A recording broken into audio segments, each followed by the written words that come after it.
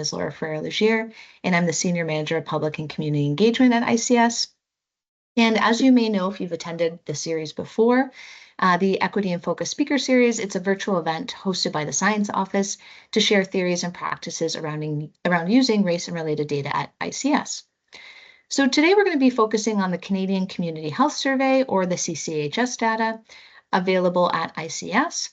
So in the session today, we're going to be describing a little bit about the CCHS, provide advice on identifying and harmonizing variables across survey cycles, introduce some practical nuances, and exploring examples using CCH data for equity-related analysis. So we hope it's a very engaging and kind of interactive session for all of you as well. And before I introduce our speaker today, I want to open with a land acknowledgement. And also a reminder that June is National Indigenous History Month in Canada, and there are many local resources, celebrations, and events occurring across the province this month. Also, June 21st is National Indigenous Peoples Day as well, and there will be also an event at ICS on June 20th. ICS is based in Toronto, which is covered under Treaty 13 and the Williams Treaties, and is the traditional territories of many First Peoples, including the Mississaugas of the Credit, the Anishinaabeg, the Chippewa, the Haudenosaunee, and the Wendat people. This territory is part of the Dish with One Spoon Wampum, a treaty made between the Anishinaabeg, the Mississaugas, and Haudenosaunee, where nations entered into an agreement to protect the land and responsibly care for its resources in harmony together. So as we gather today, these nations continue to experience ongoing colonization and displacement, and we recognize our responsibilities to engage in a meaningful and continuous process of truth and reconciliation. I'm also pleased to introduce our speaker for today, Dr. Doug Manuel. So Dr. Manuel is a distinguished university professor in the Department of Family Medicine and cross-appointed to the School of Epidemiology and Public Health at the University of Ottawa. He's also a senior scientist at the Ottawa Hospital Research Institute, clinician scientist at the Briere Research Institute, senior core scientist at ICS, and senior medical advisor for Statistics Canada. Dr. Manuel holds a Tier 1 clinical research chair in precision medicine for chronic disease prevention at the Faculty of Medicine, University of Ottawa, 2020 to 2025. Dr. Manuel has been a primary care physician for over 25 years, serving rural, remote, and underserviced populations across Canada. So we're pleased to have Dr. Manuel here today to walk us through the CCHS data. And over to you, Dr. Manuel. Thank you so much. Okay, thank you. I see a lot of familiar faces, names, and a lot of new names on the list, including a lot of people that I've worked with the CCH as well, who will hopefully help me when I stumble or am wrong. But today we're going to be talking about the CCHS, Canadian Community Health Survey, both used at ICS and Ontario, but also kind of looking nationally as well. It's going to be pretty practical, I hope, and not hands-on, but show and tell. I've got about 6 websites up on this computer over here, so I'm going to maybe pause the presentation and move back and forth, or maybe I will do some of those at the end. Yeah, so this is what we're going to talk about: overview of the survey. We're going to get into a little bit, like the first part's going to be a little bit boring. There's a lot of complexities to the survey, and I'm just kind of orient you to it, and a few things to watch out for in terms of challenges with them, and then just how to use it in your day-to-day work. I think a lot of us at ICS, we have the Ontario sample, and we want to use it for linkage studies, and we want to increase the sample size. So we link the surveys cycles together, and that's as we know, that this data cleaning steps and harmonization steps can be super time consuming. So I'll go into that, and then just one example of a study. So I think, it's funny, I just realized that that the first studies that I did at ICS, the first one I did when I was doing my master's, was the Ontario Health Survey, unlinked. It was the 1990 Ontario Health Survey, 60,000 people. And that was commissioned by Ontario Ministry of Health to StatsCan to do a first health survey for Ontario. And none had been done in Canada for a long time. Following that, there was a national commission that talked about doing more surveillance of the population. And it was a combined Public Health Agency of Canada, Stats Canada, and CIHI formed a group to create the Community Health Survey, and Stats Canada was going to administer it. Sorry, the National Population Health Survey, and Stats Canada was going to administer it. We linked it. First linkage was at ICS, paid for my first grant that preceded CHR. The population health, I forget what it was. They merged it into CHR. The person that did the first linkage analysis for her master's and her PhD was Laura Rosella, who a lot of people know. So it's kind of this big, now it's kind of taken me back to this sort of wonderful memory of getting things going at ICS. And then the PHS was from 1994, and it was a cohort study, so they would see people every 2 years. And then people were kind of graduating out of that, and they developed the CCHS, which was a larger sample, sampled for health regions in Canada. And the first CCHS is 2001. So as far as I know, we have still the OHS unlinked. We have the NPHS linked for a few cycles. And then we have the CCHS starting 2001. And again, those first ones were paid from CHR grants. We all chip in, to get the data going. And then, so that's kind of a bit of the history. From what I know, it's the largest population health survey worldwide. It's the largest ongoing population health survey, both the largest and one of the longest ongoing ones. StatsCan is really well known internationally for its survey design and implementation. So it's kind of what I would call best in class. The class is kind of getting degraded by response rate, but so I may not say it's like the best survey in the world, but I think best in class. And I was just looking at one of the websites, and they said like they were giving, I'm going to show it hopefully, giving resources about populational surveys or complex surveys. They said, don't forget about blah, blah, blah. And all their work, you can't do anything without them. It's one of the StatsCan methodologists. So StatsCan is really an international leader in survey design and implementation. Nationally, it's linked to hospitalization and mortality, but the linkage nationally is increasing quite quickly. And becoming a viable national resource that you can access at the RDC, and people do. At ICIS, as far as I know, we have the health survey at ICS, sorry, Michael, for more data sources than any other health survey in the world. And then there's all these layers of the mastered, shared, and public use, but don't forget there's a public use too. Increasingly, what we will do is we'll do a lot of work on the public use file, either by itself or then code on that and then bring the code into the different institutes, whether it's ICS or StatsCan. So amazing, but with some challenges. That it's quite a complex survey design, and I'll go into that. But it's defined as a stratified multi-stage design. And then it's had a couple large redevelopments, which are special sort of inflection points to be concerned about harmonizing and bringing them together.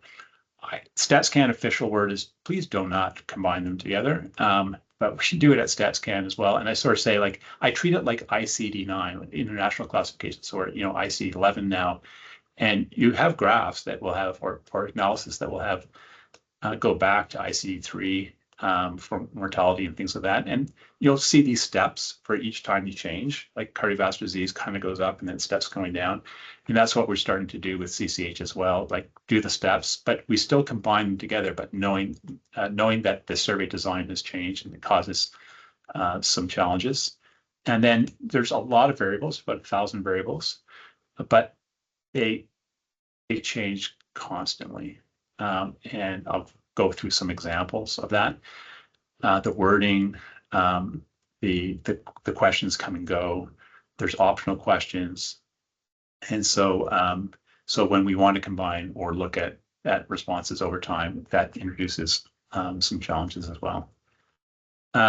So I think the successful thing is just kind of following, like getting high quality studies or people that, StatsCan publishes a lot on that and taking a look at theirs.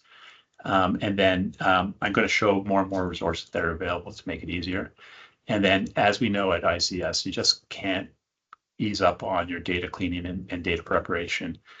And there's so many different uses of it that your use is going to be different from others. And so you just have to do your due diligence and really looking at your table ones and your descriptives. And even though like there's resources to harmonize it, it may affect your study in other ways that hasn't affected others. So you have to be really diligent with it. Okay, part one is just, I'm going to talk about target population, survey design, selection, sample size, response rate, and content. So just kind of going through going through the survey. So the target population is household dwelling Canadians. I'll go through what's not that, but it's 97, 98% of the Canadian population are targeted.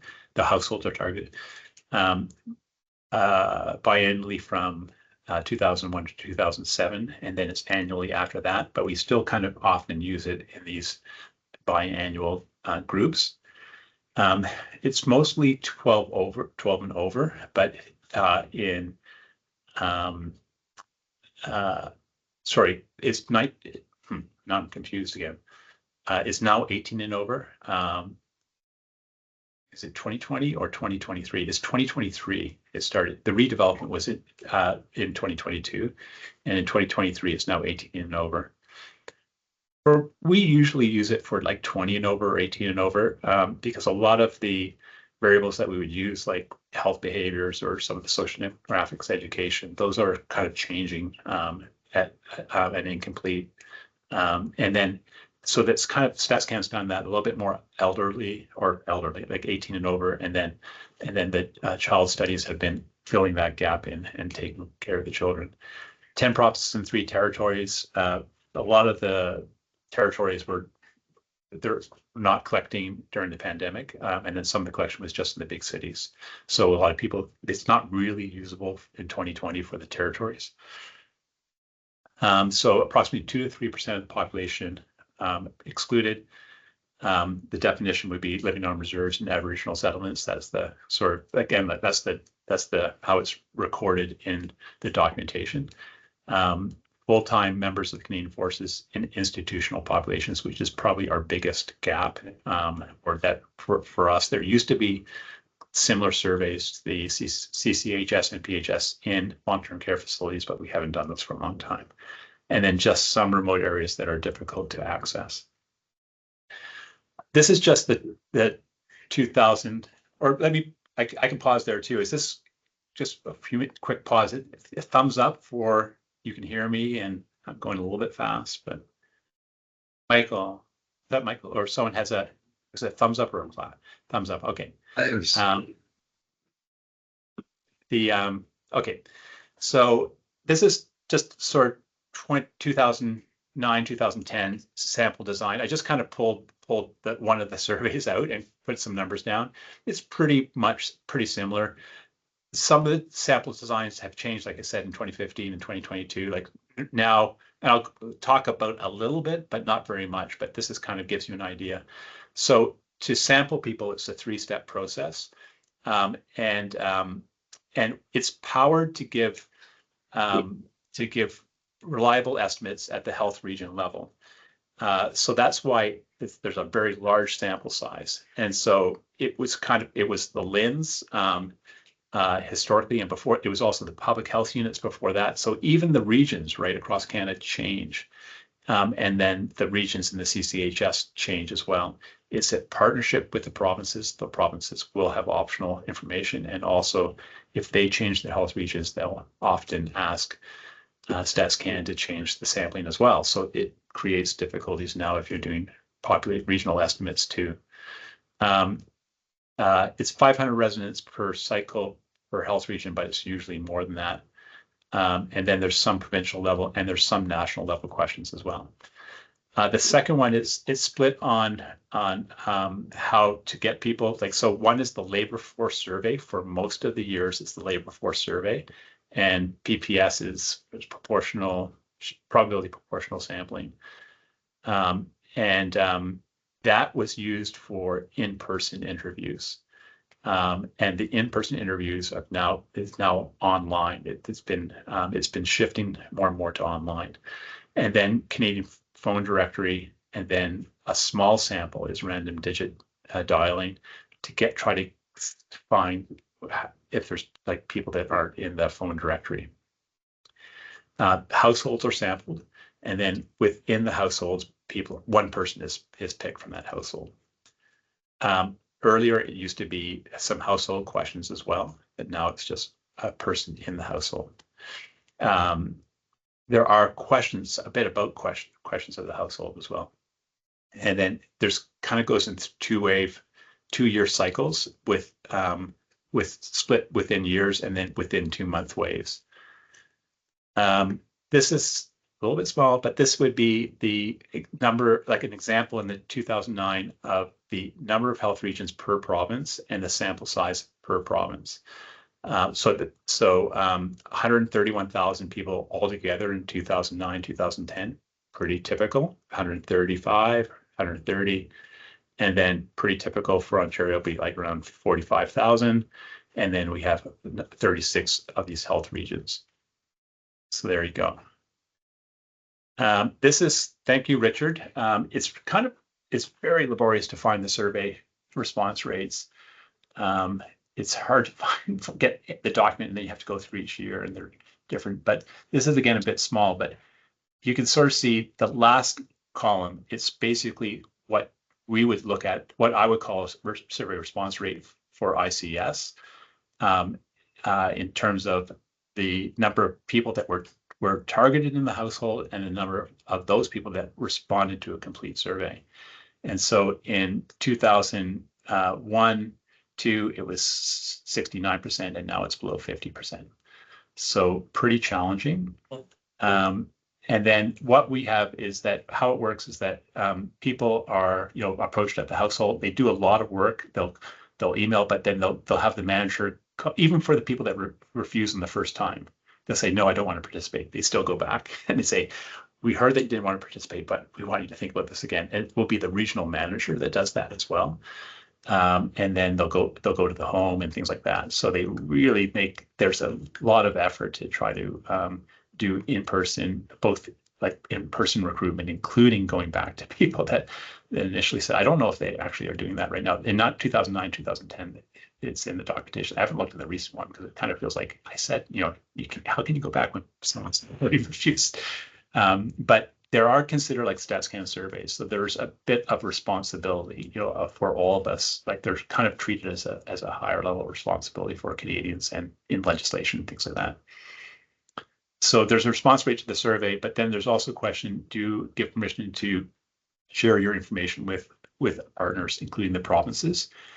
And if you share the information, do you have? And another question to say, can we link your information to your other healthcare data? And so that's what comes to ICS. That's a second round. So not everyone responds to that as well.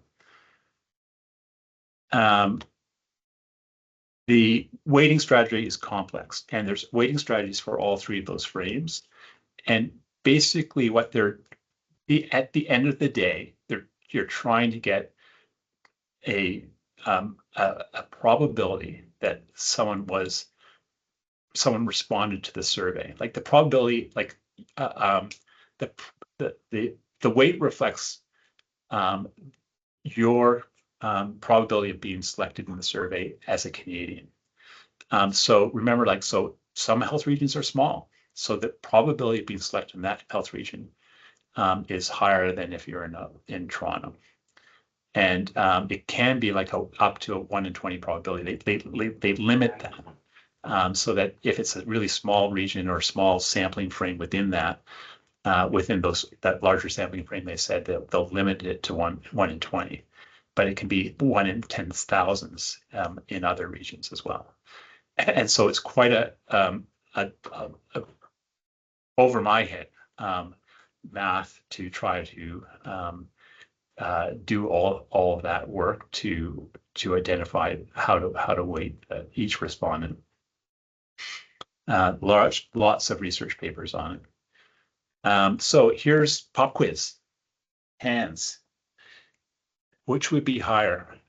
A prevalence estimate for people who are smoking in the total survey, unweighted or weighted.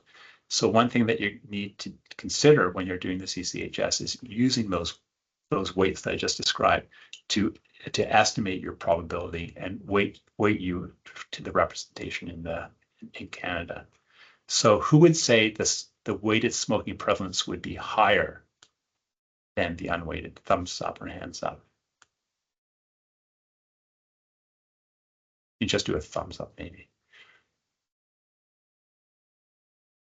Oh, come on, that'd be more. Okay, I can't even see everyone. So, who would say the unweighted would be higher?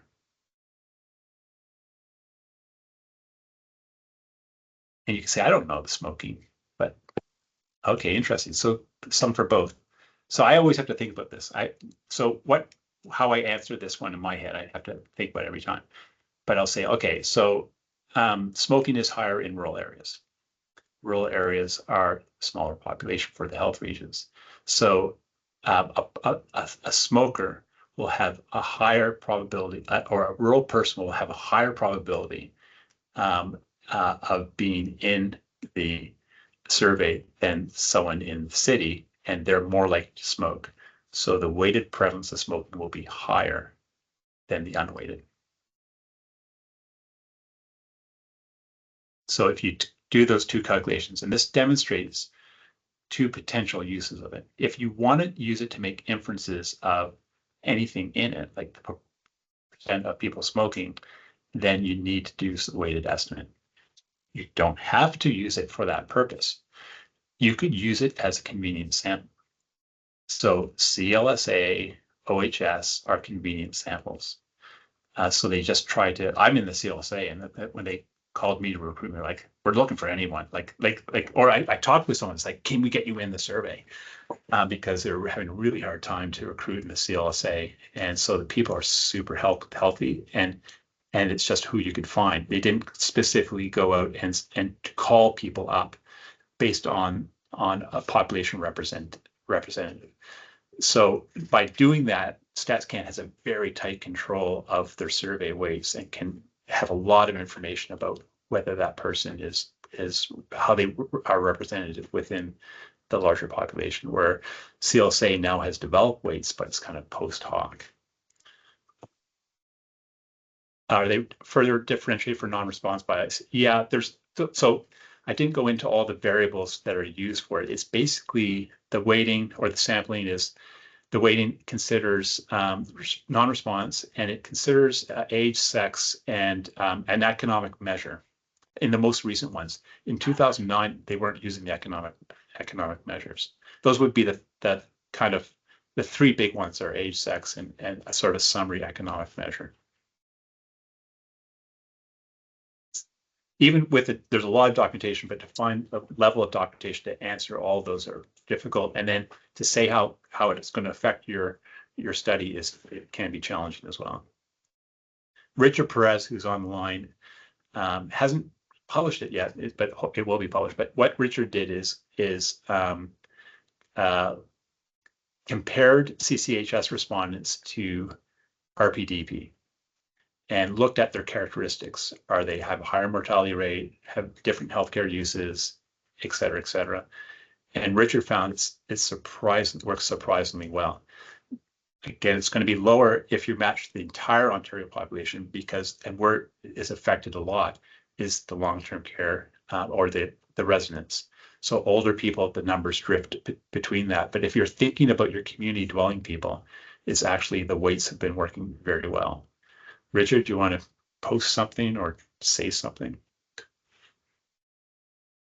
I would just say that I think the tendency is to think that there's going to be differences, but for the most part, the differences between RPDB and the CCHS over time is pretty consistent. The major features, like Doug said, the LTC, which are not part of the sampling frame, and the retirement homes, which historically we could not eliminate from the samples in RPDB, but we could probably do that going forward. Yeah. For comparable samples. Yeah, Richard, your stuff would probably, I guess, would look. Richard and I haven't talked a lot lately, but your stuff would probably look better if we adjust it for the nursing homes now. Yeah. Okay. So, oh, I thought I had a second pop quiz. It may be coming up. You know what? I think I'm going to kind of go on and then pause and go and take a look at some of these websites. But the documentation is a little bit challenging to find, and I think I'm a part-time StatsCan employee. I should make that declaration as well. And I think even everyone at StatsCan kind of recognizes that and they're working on it. But it's really hard to find a lot of the documentation. What we've done is take every piece, and then it gets archived and it's no longer available. A lot of it's HTML, not PDF. We've made a real effort to try to get every piece of documentation we can find. There's a lot of kind of collector items in there, and put it on OSF and this link and this QR code. So, go to StatsCan website, go to the methodology papers, but we've tried to put all the questionnaires, all the annual information, like the sort of information I just presented, all in OSF.io. And it includes stuff that I can't find anywhere anymore. So we have been trying to store it historically, because we know it can disappear sometimes. And so that's where I would go if I was looking for documentation. And ICS documentation is very good for the Ontario sample. But at ICS, we don't always have all the methodology parts and things like that. There was just a blog post a couple of days ago about survey methodology analysis, and it's there. And again, you'll have these, but if you're interested about some of the things I talked about the survey methodology, that link is awesome. And they have links to StatsCan documents too about survey methodology there as well. Pop quiz 2. Okay, so this is maybe so. Was CCH so of the usage is was it designed for data linkage studies? Who says it's not designed for data linkage studies?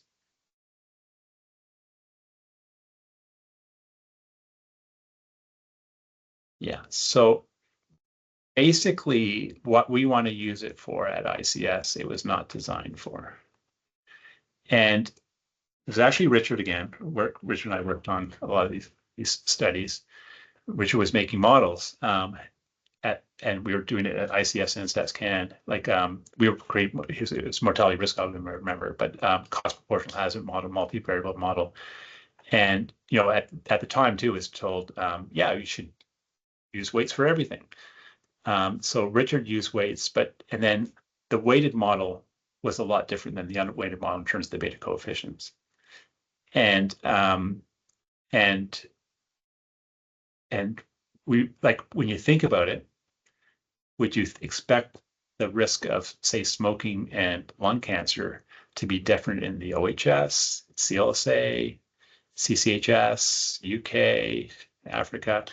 Like, the idea that some of these models should really, we think of epidemiology as that the relationships, the associations in a well-specified model should be similar, and weighting shouldn't affect that. Like, it's the same people, and if you're weighting them, the prevalence estimates will change, but should your model parameters change? Richard, did you have something to add?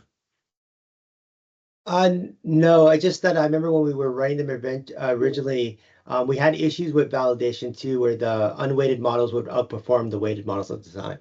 Yeah, which was it was probably the biggest eye opener. Yeah, and so we were talking to everyone about this, and we couldn't really figure it out. And then, or what are we missing? Because it's a complex subject. So we actually met with Dave Binder, who was one of the architects of CCHS and one of the leads for survey design internationally. We met with him, Richard, you remember that, and we met with him at StatsCan, and we talked to him about it. And he goes, like, he said, your entire country, we did not design it for this. He said, in theory, it should be. You're right. In theory, the models should be a well-specified model, should behave the same in weighted and unweighted. like it's it's the same study base. But he said like there's a lot of things that could be happening. We never really got down to the bottom of it. Like Richard spent a bunch of time trying to figure out why, but we just kind of ran out of steam and money, or ran out of steam and time. But I think our biggest hypothesis was that you have you could at the time too, like you could have these weights that would be like 20,000 person weights. So you're inflating one person up, you're making one person the same as hundreds of other people or thousands of other people. So they're very influential in the model. What happens if that, and then we're combining it and looking at a rare event mortality. So two really uh, uh, probabilities that are very different for each respondent. And if you have like someone who's got a really high probability weight up north, they may be young, healthy, and they die, then they're going to be really influential in the model. And so it's things like this that get quite complex to work through. And that was our kind of, I think, our biggest hypothesis. But Richard did some, outlier analysis and things like that. I don't think we ever got down to it, Richard. What is that? I don't think we ever concluded or came up with a. I know that the StatsCan tried to normalize the weights after I left. I think there's normalized weights now available at StatsCan. I'm not 100% sure. Yeah. Well, that work in the discussion with Dave Binder and I think if I stopped sharing, I still that discussion with Dave Binder, actually in the methodology division, they changed their weighting. They kind of normalized, and this is that kind of they normalized them more so there wasn't these really extreme weights, and it was based on that work that we were trying to figure out. Because I think they started getting nervous or realized that there was really influential people in the survey. Like you could have very influential people in the survey if they had a very high probability weight. So they brought everyone's survey weights into it. And approach that then you can do other things too. Like you can normalize them yourself. Like StatsCan recommends for some modeling, you might want to have it so the average weight is 1. And that came from some of the discussions that we sort of delved into. Because remember, at that time, Richard was the first person. We were we paid for the linkage at StatsCan. We were the first people analyzing the data, so they had never kind of had to address those issues or think about them, and they weren't thought about at the time of design. So, kind of buyer beware. Currently, we largely don't weight our models. And I think when I say that, like people will argue, and I don't really exactly know what the best model of those two are, but we see the unweighted models being more robust, better performing, and looking more correct. Like the beta estimates look more reasonable, or they're less they're more robust. The model specification doesn't change the models very quickly as much, and things like that. But now we're in a way that what you're doing is you're using CCHS as just I think of it as just a convenient sample. It's a good convenient sample. It's nationally representative. There's a lot of different types of people in there, but we're treating it like a convenient sample. We're not saying that we can make population inferences from that. We could again take a beta coefficient and apply it to the weighted. We do that all the time in our modeling. But we're using the models to estimate the associations of the beta coefficients, the relationships. Okay, I'm going to keep moving. I realize. So content, this is probably what you guys really want. There's about 1,000 variables. Kind of, they can think of them as these groups: social, demographic, and economic, health status and chronic conditions, health behaviors, healthcare use. I think social determinants and support kind of blend in with the first one, and then lots of optional content. I'm just going to kind of give some like a snippet of kind of the best of or common ones that people look at to kind of give you a flavor, and then we'll show you how you can find them. So education, a bunch of education measures, income, a bunch of income measures. We do linkages, to deprivation index and things like that to get area-based and individual. A bunch of employment, job classes, work stress. The household composition varies depending upon the survey, and less available at public public use than the master file, but number of people in household and things like that.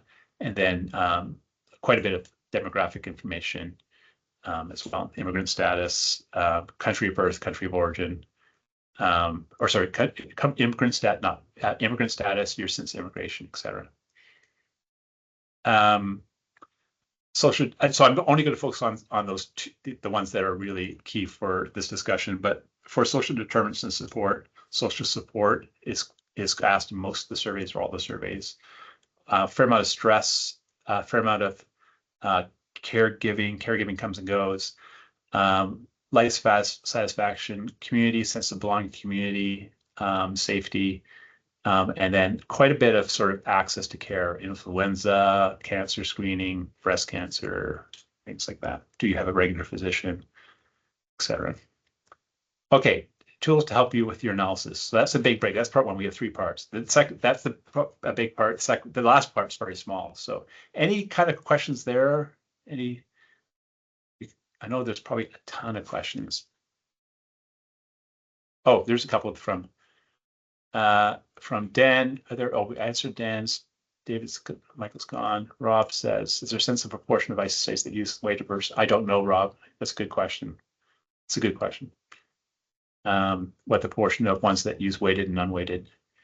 Julie, what would be appropriate interpretation of unweighted results? Okay, so I think I answered that, Julie. I would interpret it like a convenience sample.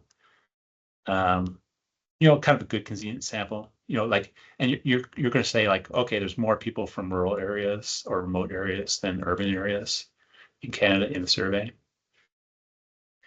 I don't know. Rachel, I don't know if I have a reference about the robustness. We have there are like methodology division puts out papers on these.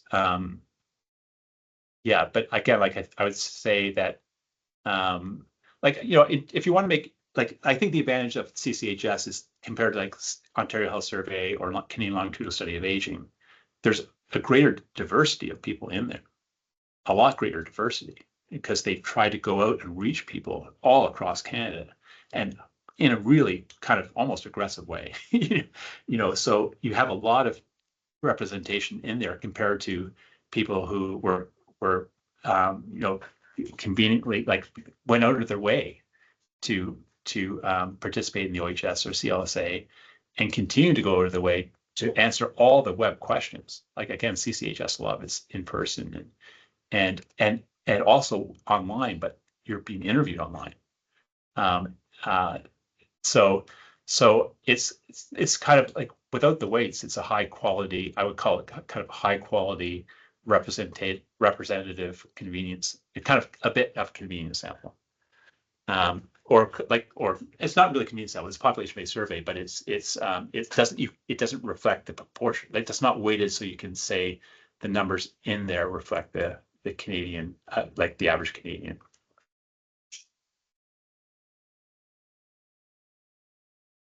Okay, I'm going to pause the slides for a second and go through a few resources online. How do I stop sharing? Okay. And now I'm going to share my other screen. Okay, and you should be able to see this. It's my whole screen. So, data dictionary builder from Joel and Riera.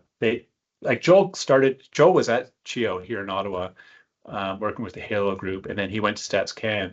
And when he got there, he was trying to go through the documentation, having double of a time. And he sort of said, well, where's the documentation? And they gave him PDFs, and he was going through the PDFs and this can't be it, right? So he took all the PDFs, he scraped them all out. He did it in the evening, and he created this dictionary builder. And the dictionary is it has all the common commonly used health surveys, and it's basically the dictionaries, but it's now searchable and scannable. So you can do something come over here and go smoking, and it will show you all the smoking variables in all the surveys. And you can kind of do this with the PDF. So then you know, okay, SMKs are the smoking ones, and you can search for that. And then here you'll see it's kind of color coded which surveys are the questions are asked in. But you go down here, this will go down forever, smoking, because it kind of comes and goes in surveys. That it could be the same question and it's changed in the different surveys, and going on and on. And so it's still pretty, it's good. It's a great start to give you what's in the content.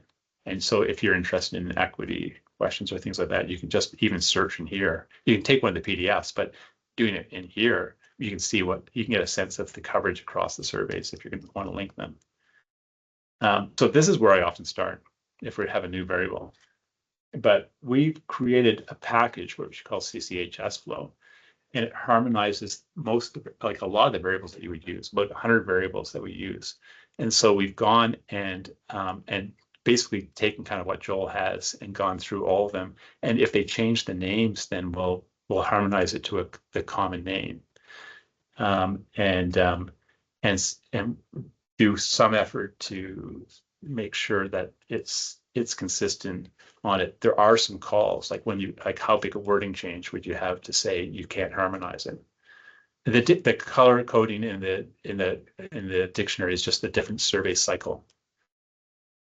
Yeah. And so here we have an example, body mass index. So you think, okay, that's going to be easy. Yeah, but there's some survey cycles exclude over 65, under 16, pregnancy, some don't. Some have different roundings, some don't. Some have, yeah, different cutoffs. The max and mins change quite commonly as well. So, now you're in like a day or more days trying to harmonize a simple variable. And so we've just shared all of this. And you can go to the GitHub link as well. Like if you have a variable that you want to, I have not seen this copilot in here. Wow. What? I have not seen this occupational.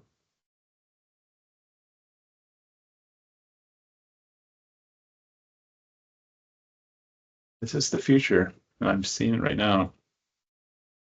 I haven't tried this. This is live coding. This is vibe coding. Okay, perfect. Wow. This is partly why we create this, because we know there's going to be more tools. These are the occupational questions. But how did we decide those? Okay, so this is in, where am I even in?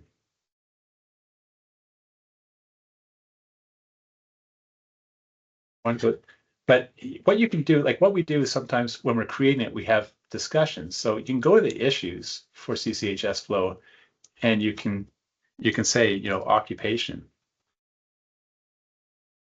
And then,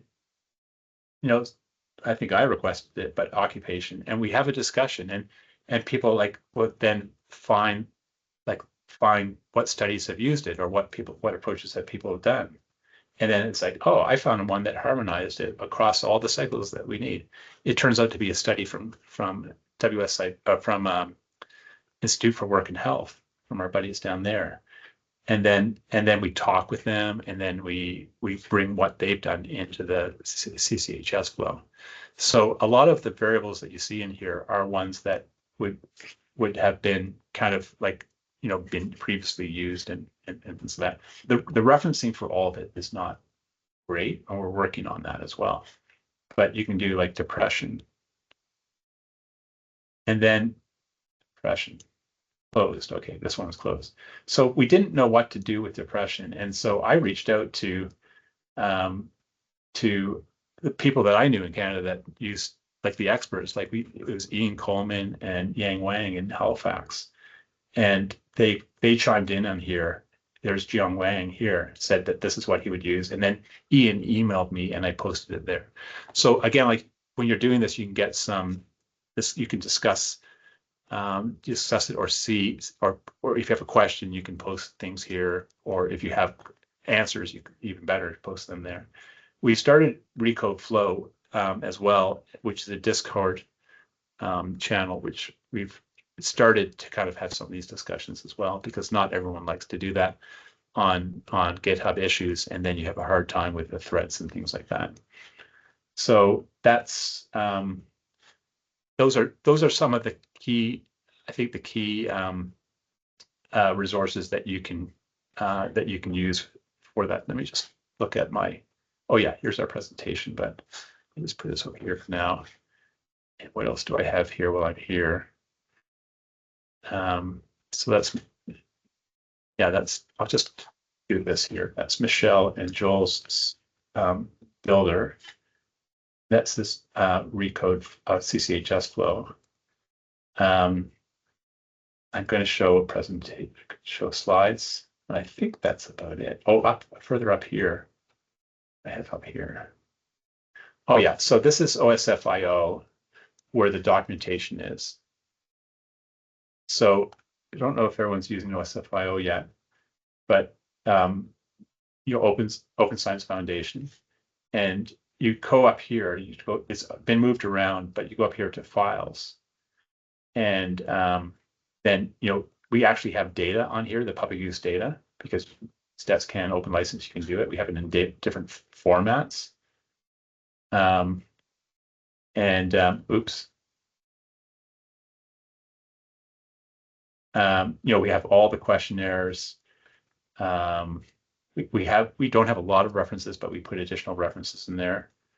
And if you look at the questionnaires, some of these might be PDFs, but some of these are web archives, which you get warnings now. I didn't realize that you get warnings that there might be viruses in there. So I think we'll probably try to convert the web archives over to PDFs as well. A lot of them already are. But there's a lot of documentation there. And then this was a slide about this one just has a ton of resources about surveys, sampling design, analysis. There's books and packages about how to analyze it. And StatsCan gives a lot of resources as well in terms of how to calculate uncertainty and things like that. This is the reference here, like, yeah, and I'm not very pronounce it well. Zhao Li Miang goes on the top of the list, and then you go, this is the very useful paper by Zhao Li Miang. He's done so much, and this one is StatsCan article about, I think this was probability sampling. So again, you're using CCHS, but it's top of class. I think I'm just about done. Go back to the PowerPoint presentation, change this screen sharing. Oh, I've got one. Oh, okay. Last one I had was just an example, and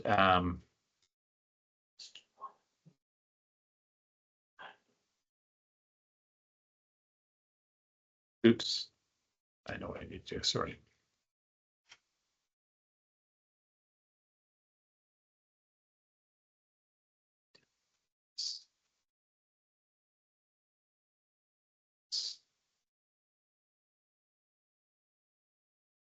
The last one is just an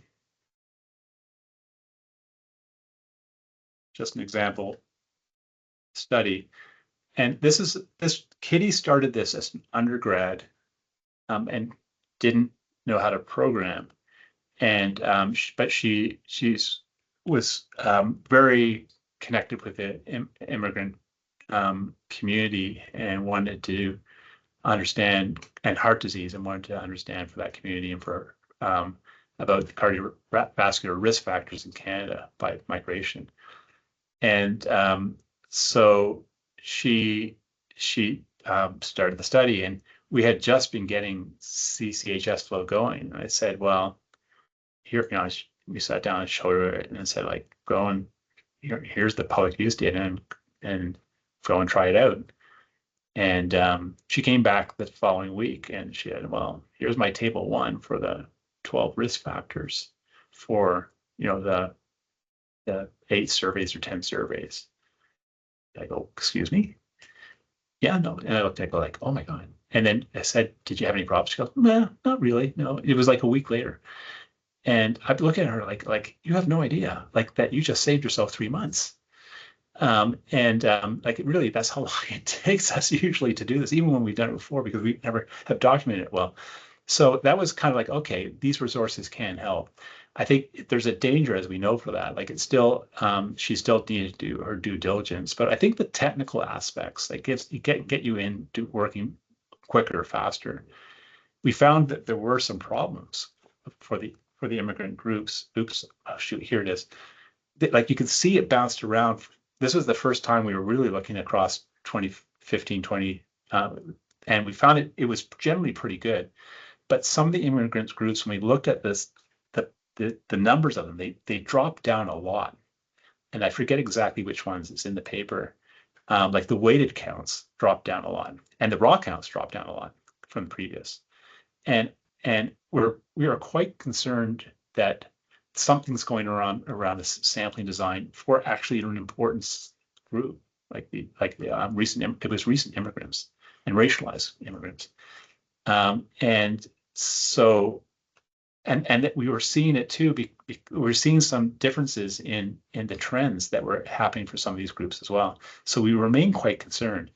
I reached out to the health stats division and said, like, I think there might be an issue here with the sampling frame that we're missing important subgroup. They said, well, we don't recommend that you look across the survey cycle. So what? We're not going to look at that. And what I sort of said again, like, but maybe it was the sampling frame from before 2020. Like there's potentially a problem with the sampling frame somewhere, or the response rate somewhere that's changing. But we haven't been able to look. We haven't looked at it. They haven't looked at it. To look at it, I think we would need to compare it to the census and do some more work. So again, we kind of wrote the concern in the paper in the limitation section, but an example that you really have to kind of dig in when you're doing the analysis, especially if it's an area that people haven't looked at before, but all areas. I think that's all I got. Got a few minutes for questions. Great. Thank you so much, Doug, for that great overview and just kind of also walking us through some of the resources available. We've got about 5 minutes left. There's a few things I think in the chat. I think you may have addressed some of them. There was a question about color code. What does the color coding mean in the data dictionary building? I'm not sure if we talked about that yet. Yeah, that's just the color. That was just like blue is 2002 and green is 2005. So yeah. And then the only other one we may have not got to is, would you recommend accounting for mixed effects, given that some respondents may come from the same family or neighborhood? Yeah, I think for these ones, it's really like sometimes you can get into design effects analysis, but we don't have a lot of the variables for those as well. But it is one person per household for the surveys that you're going to be using. Yeah. Any other questions from folks, either in the chat or if you want to raise your hands in these last few minutes? Doug, I just have a general comment that Yeah. I think some of the non-CCHS people may not be aware of. So Doug basically, for most of his research projects, is aggregating the CCHS cycles where they're common. One thing to remember that I've run into several scientists on Mac is that just because a question is not in a certain cycle, it doesn't mean you need to drop it. You can always impute. So if you have certain questions in 5 of the 6 cycles you're interested in, you have all the ICS linkage data to help with the imputation. So it's not necessary to find the exact number of cycles where it has your free questions of interest or for whatever it is. Yeah, that's not always obvious to people. People going for the lowest common denominator and they end up with like 2 cycles. Yeah. And yeah, thanks, Richard. And then the response rate for the questions is outstanding. Like there's very little missing data. The ones that are missing are like income, but now they're linking income to tax files and putting its category, but putting income from the T4 tax file or T1 tax file. So some that's starting to happen now as well. Yeah, I think like if you look at the the missing data, well, people are imputing more and more missing data, but remember, like a lot of the missing data literature is around clinical trials, and we haven't really I haven't seen as much for doing like guidance on missing data for population health surveys, but we are doing more and more. Like we'll impute a cycle of 5, like 20%, and we'll do that. Again, remember it's missing at random. They just weren't asked the question in the survey, and so we'll impute that. And to the extent that we've validated that, it looks very good. We haven't published it. We haven't done all of the tests, but we'll do the typical kind of missing data analysis to assess the quality of that. Very good. Starting to do Canadian Health Survey, we imputed family history of blood pressure for a blood pressure algorithm because it's so important for 2 of 7 cycles. Again, we did our imputation assessment. Looked great. There's no change in the model at all between having that and not having that. So I think we're doing more and more, but we haven't published it. I don't know if anyone's really done a lot of work, and it's not a field that we see a lot of publications on missing data analysis. That's great. With about a minute left, I don't see any further questions. Oh, yes, and yeah, the deck will be shared after the meeting as well. I just saw that come through the chat. So yes, we'll share the slide deck. We will also share the recording as well. But if no further questions, thank you so much, Doug, for all your expertise and sharing with us today. I think that was a really, really helpful overview, and there's more resources that we'll be able to share with folks as well. And just to note that our speaker series will pause over the summer and will resume back in the fall. So thank you everyone for coming today.